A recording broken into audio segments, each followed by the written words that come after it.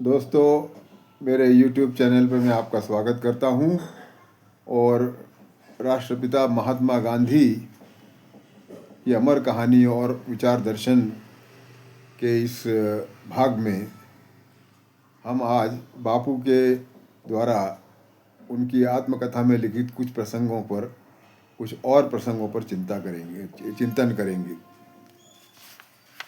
चोरी और प्रायश्चित। सत्य के प्रयोग में बापू लिखते हैं कि मेरे एक रिश्तेदार की संगत से मुझे बीड़े पीने का शौक लग गया था। यह घटना विवाह अथवा उसके बाद के समय की है, ऐसा मुझे याद आता है। मन में कुतूहल था कि लोग बीड़ी क्यों पीते हैं, इसमें क्या मज़ा आता है, धुआं फेंकने का या कुछ और। इस कुतूहल ने बीड़ी पीने के लिए प्रेरित किया, लेकिन पैसे तो नहीं थे। फिर मेरे काका जो बीड़ी पीकर फेंक देते थे, उन्हें चुराकर बीड़ी पीना शुरू किया।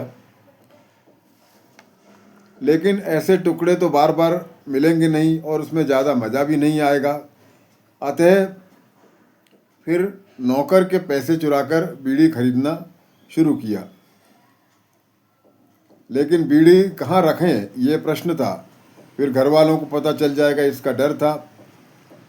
ऐसी पराधीनता मुझे सताने लगी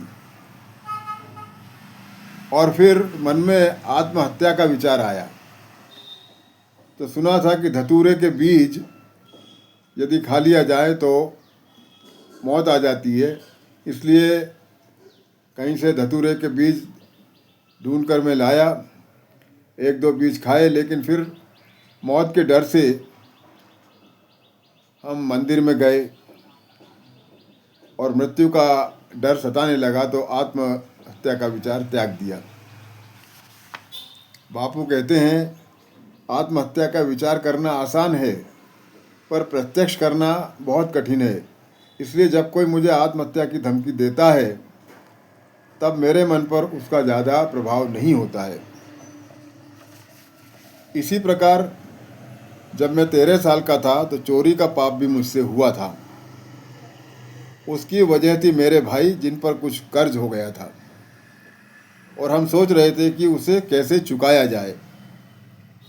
बहुत विचार करने पर ऐसा तय हुआ कि मेरे भाई की कलाई में एक सोने का कड़ा था जो काफ़ी वजनी था। तो विचार किया कि उसको उसमें से कुछ तोड़कर कर्जा चुकाएंगे, और ऐसा किया और कर्जा चुकता हो गया।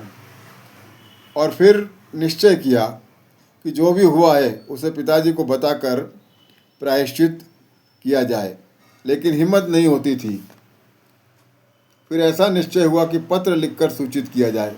फिर पत्र लिखकर पिताजी के हाथ में दे दिया। उन्होंने उसे पढ़ा। मुझे बहुत डर था कि वो क्रोधित होंगे, लेकिन उन्होंने उसे पढ़ा। फिर अपनी आँखों से उनकी आँखों से एक दो बूंद आंसू निकले और वे शांत हो गए। उनका यह व्यवहार मुझे अपेक्षित नहीं था। मुझे लगा था वो नाराज़ी जाहिर करेंगे, लेकिन उन्होंने ऐसा कुछ नहीं किया। मेरे विचार में ये अहिंसा का एक दृष्टांत था और पिताजी का मेरे ऊपर प्रेम का एक उदाहरण था। बापू कहते हैं, जो मनुष्य अपने दोषों को सच्चे मन से कबूल करके और फिर ऐसा न करने की प्रतिज्ञा करता है, वही सर्वोत्कृष्ट प्रायश्चित है। मेरी स्वीकारोक्ति से पिताजी आश्वस्त हुए और उनके मन में मेरे प्रति प्रेम और बढ़ा। पिताजी की मृत्यु और मेरी नालायकी। बापू लिखते हैं कि पिताजी बहुत बीमार थे और मुझे उनकी सेवा में रखा गया था, लेकिन ऐसे समय में भी मेरा मन विषयासक्ति से ग्रसित था। उन्हीं दिनों मेरी पत्नी गर्भवती हो गई थी। इसका मुझे बहुत दुख हुआ। उन दिनों जब विद्याभ्यास और पिता की सेवा करना मेरा प्रथम कर्तव्य था, तब भी मेरा मन काम वासना से भरा हुआ था और कई बार जब भी अवसर मिलता मैं शयन गृह की ओर दौड़ जाता था। यहाँ तक कि जिस समय पिता की मृत्यु हुई तब भी मैं शयन गृह में था। इन दोनों बातों का मेरे मन पर बहुत गहरा प्रभाव पड़ा और इसे मैं एक दाग मानता हूँ, क्योंकि जिन पिता के लिए मेरे मन में श्रवण भक्ति थी और जब उनकी सेवा का मेरा कर्तव्य था, तब भी मेरा मन विषय शक्ति में लिप्त था, इस दाग को मैं अभी तक नहीं मिटा पाया है।